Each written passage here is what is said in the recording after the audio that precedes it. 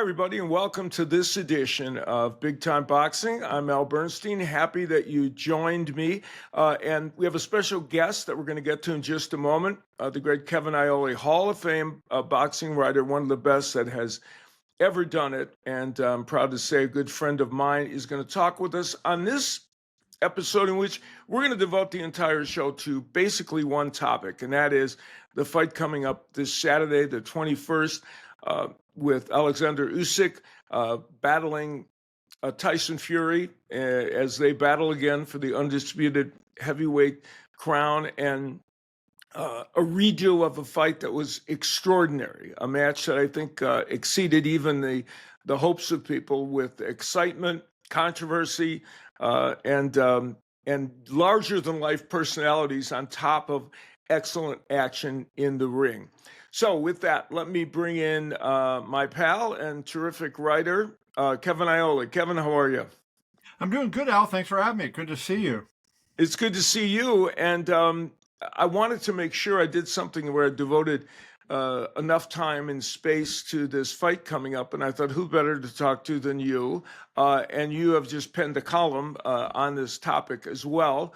So let's dig into this match and kind of the whole picture surrounding it. So before we get to even the fight, it's funny, I've written and talked about the heavyweight division as it's in its kind of, this part of the heavyweight division, or these combatants, seem like they're in the twilight of their careers and have been for several years. And I keep writing about it and talking about it as if, okay, yeah, we're headed toward the end of this kind of era, and it's been very productive and very good. And I just wrote a column that's going to end up on the Ring, the new Ring website, about how this heavyweight division is going. And yet we keep thinking it's kind of lurching toward the end, and yet it keeps producing great fights like the one we think we'll see this Saturday. Yeah, I mean, I think when you look at the heavyweight division, there's not a lot of depth, but there's a lot of good guys at the top. Yeah. And Yes. and I think there's some guys coming up, right? Moses Utama is, I think, going to be a good fighter. Caballero is going to be a good fighter. Yeah. You're talking in Fury and Usyk, you're talking arguably two all-time top 10 heavyweights. I think you can, I'm not going to say 100% that they're there, right? Yeah, right. Their career's not over, and I think it's fair to rate them when their career is over. But let's look at Usyk, and if we say, Al, that he beats Tyson Fury, look at his last 5 fights. Yeah. 2 wins over Anthony Joshua, win over Daniel Dubois, and then 2 wins over Tyson Fury. You're talking about beating the best of the best, and this guy was the undisputed cruiserweight champion. Oh. He is really elite. And then you go to Tyson Fury and you look at it. If he wins this fight, 2 wins over Deontay Wilder, a win over Vladimir Klitschko, a win if he wins on Saturday over Oleksandr Usyk. I mean, all of a sudden you look at Fury's record and you go, man, what's going on? And then you say, could Joe Frazier have beaten him? Could Jerry Quarry have beaten? You start looking at these guys. Rocky Marciano at 5'9", could with an 85-inch reach against Tyson Fury. I think when you start looking at it, you go, boy, these guys really do project as some of the best. Yeah, they really do. And you look at Usyk, and his run as a cruiserweight leading into this was Hall of Fame-ish, no matter what, right? He went on the road and beat the very best in his division, cleaned out that division, and went right into the heavyweights. It's Evander Holyfield-like run, because that's kind of what Holyfield did, although not quite as dramatically in some respects as Usyk. So the context of this, and you did a great job of explaining it, we now get to these two men. Their first fight was an anomaly in some ways, because it was the smaller man, Usyk, stalking the bigger man most of the fight and ultimately hurting the bigger man, though he didn't knock him out. So that was kind of maybe a little bit surprising to people. Yeah, I think people look at Usyk as a small guy, right? And then you go, let's take Tyson Fury out of the picture. Right, And 6'3", with 225 pounds, and when in Yeah. heavyweight history has a 6'3", 225 Yeah. pound guy been considered small? Yeah. And Usyk is one, like I wrote in my column today. I said I think Usyk makes in-fight adjustments at the same speed as Floyd Mayweather did, right? I mean, he processes what's going on in the ring and he makes adjustments the way Mayweather did. And in my mind, Mayweather was the best there was at that, right? I mean, Yeah. Mayweather was so good at adjusting when he had to in a fight. And I think what Usyk was able to do in that fight was he was able to get to that distance where he was inside of Fury's jab, which if Fury is landing that jab, that is a power punch. I mean, that Yeah. is not just a jab, a rangefinder. That is something that's hurting his opponent. He got inside of that jab, but he was in a position where he still had enough room to throw his jab and all the punches he wanted. He controlled the distance very well in that fight. And when he put Fury on the ropes, he made Fury pay. Now, the one thing that I put in my column, and I don't know if you would agree with this, I said I think he almost blew the fight in one way because after 8 rounds, Fury is up on 2 of the 3 cards. Now, in the Yeah. 9th round, Usyk hurts him and almost drops him. They did score a knockdown for the ropes holding him up, but he never went to the body out. Everything was to the head after he hurt him. And Interesting. Fury's up with his arms like this. Go to the body, I think you put him down. And if you put him down, that might force the referee, who didn't really want to stop the fight, No, you did not. to stop Yes. Yeah, that's a really interesting point. And Usyk is a good body puncher and had done some work earlier Yeah. to the body. He got a little bit of a headhunter at that point. So Usyk gets a decision, split decision at that, which surprised some, but nonetheless, he gets a decision. And now we are doing it all over again. The build up to this fight has been interesting to me because it almost feels like it's a playful lead up to the fight. I mean, Tyson Fury tickling him at one of the face-offs, which I thought was hysterical, and Usyk didn't react badly to it. Of course, he has a great. Oleksandr Usyk has a very sardonic sense of humor, and he kind of got the whole idea of what Fury was doing there. So it's been a little bit different, even in the way this fight has had its lead up. Well, look at what he did at the one press conference. He dressed up as, what was it, Agent 57 or Yeah. whatever it was that he dressed up, and had Fury sign the photo of him almost hurting him. Yeah, so they show you don't have to hate each other to put on a really good fight. And these two guys are what I call real fighters, right? There's some I guys that agree. are boxers, and these guys are real fighters. And I think you're going to see, like, I cannot wait. And I love all boxing, but I have a special place in my heart for good heavyweight boxing, and you don't Yeah. see it that often. And I think we're No, going to see not it. always. Yeah, that's interesting. I agree with you because you don't have to be two guys that are pretending to hate each other to create, I think, the atmosphere for a good fight. And of course, they have body of work to show us that. Guess what? When they were in the ring last time, it was thrilling and very exciting. So why shouldn't this one be the same?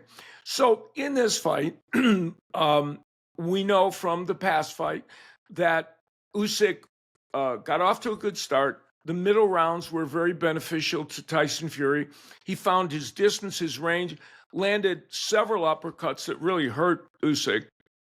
Couldn't get him down.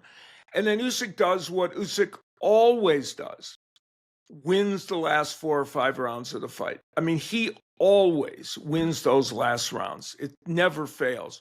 So if you're Tyson Fury, how do you build your new strategy for this fight to try and combat what happened in the first fight? Well, I think if you're Tyson Fury, the one thing that you absolutely cannot do is there's no feeling out process. You Yeah. have to go out there fighting from round one. And I think, you think back in Wilder too. I think that was his best performance, right? And he told everybody who would listen, I'm going straight at Deontay Wilder. Yeah. I'm going to fight him. And everybody said, yeah, right. Yeah, you're going to go Right. at him. And what did he do? He went right at him. And I think, for him, Usyk is smarter than Deontay Wilder. Yeah. But And more skillful.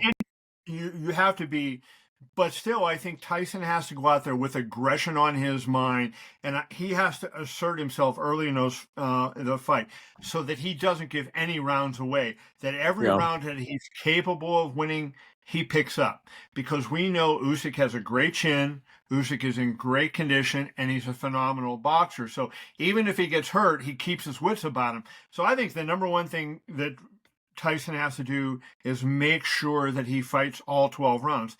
You know, he can take off a period here or there, but I don't think he can just take off entire rounds. Secondly, Al, I think the jab is going to be critical. He cannot let Usyk get inside that jab. He really has to punish him if he tries to get inside. And if he discourages Usyk from kind of closing that distance, you know, maybe landing that uppercut or going to the body with some shots, I think that can change the tenor of the fight. Well, and he did do that for about 4 or 5 rounds right in the middle of that fight. He has a template of watching himself do exactly what you're talking about. And so if he can, I guess, duplicate those rounds more in the fight, he has a better chance of winning it. So here we are with these two really, really terrific heavyweights getting ready to go into it.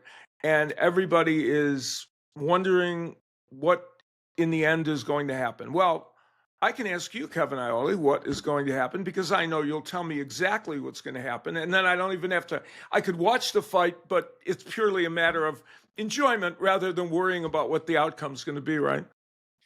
Well, I made, in my column on KevinIole.com, I made 3 wagers I suggested. I picked Usyk minus $1.50 to win.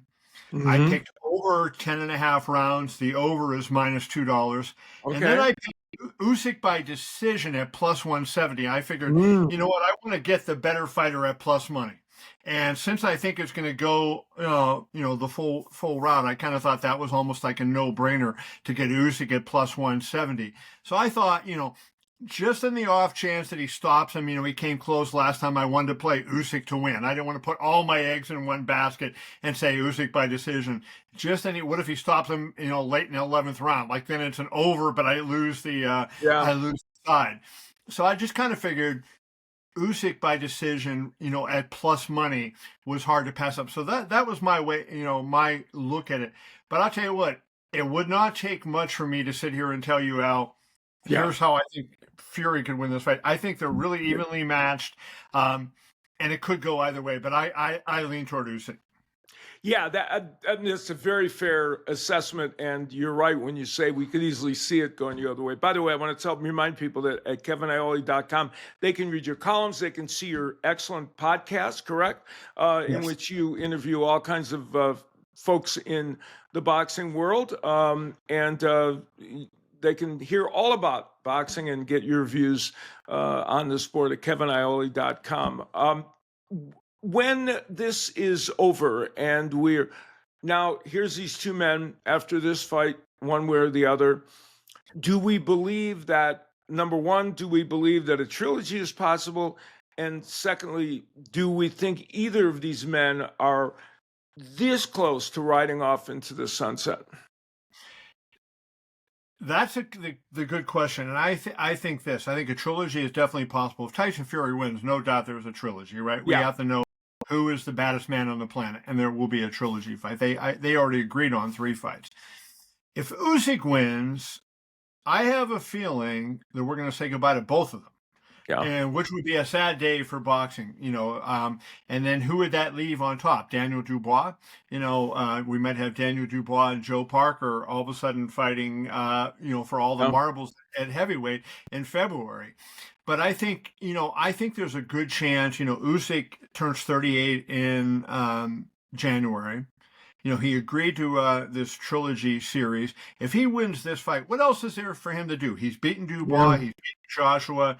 He's beaten, in that case, he would have beaten Tyson Fury twice. What else is there for him to do? He was the undisputed cruiserweight champion. He's no longer undisputed heavyweight champion because of the goofy sanctioning bodies, but he's the unified heavyweight champion.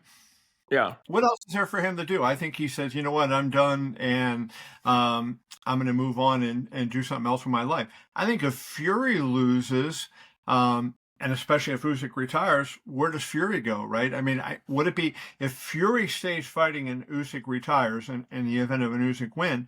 Don't you think, Al, that it'll be a hollow win for Fury to say beat Daniel Dubois for the title? Like that would Yeah. almost be like a hollow victory, and that doesn't seem to me to be the kind of guy Tyson Fury is. Yeah, the other option for him would be to make the Anthony Joshua fight simply because it would be interesting and a potentially good in terms of commerce and be a big fight in England. But even that, as you point out, doesn't have the same ring of excitement to it if he loses the Usyk fight. It's interesting. I mean, both these men, and the other thing that fascinates me, and I thought of it when you were mentioning Usyk being 38 years of age. Here's these two men in their late 30s performing at a really high level.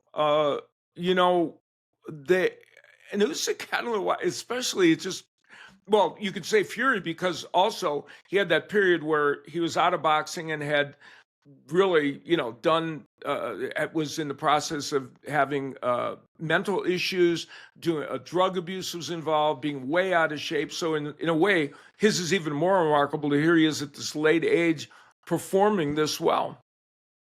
What Tyson Fury has done is, I mean, after the Vladimir Klitschko fight, for him to balloon up to 400 pounds, Hmm. what was he saying he was drinking a day? It was like an enormous amount that he was drinking every day.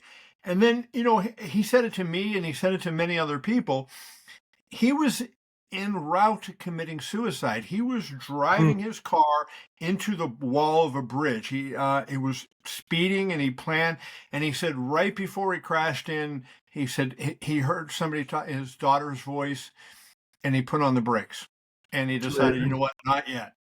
And he stopped right in front of the wall. And you just think like it was almost meant to be for him to come back and do what he did, to become the man. He was the lineal champion, to have the run that he had.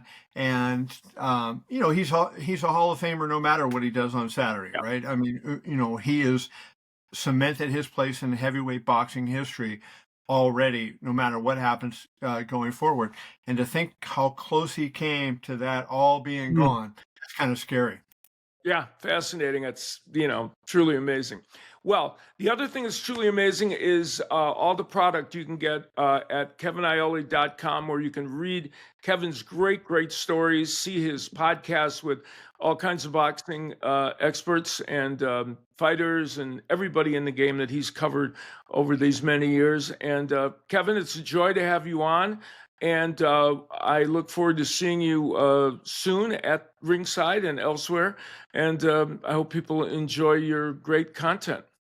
I appreciate you. I would tell my man Dimitri Salita I said hello. I will. Yeah, we're having a fun time doing the Big Time Boxing USA cards in Detroit. Just did one, or that was in Flint, Michigan, and I'll be on hand in February when Clarissa Shields comes back to defend to try to win another heavyweight title, and it should be a lot of fun. So you take care. So that was Kevin Iole, the terrific writer and podcaster, I might add. And you can see his work at keviniole.com.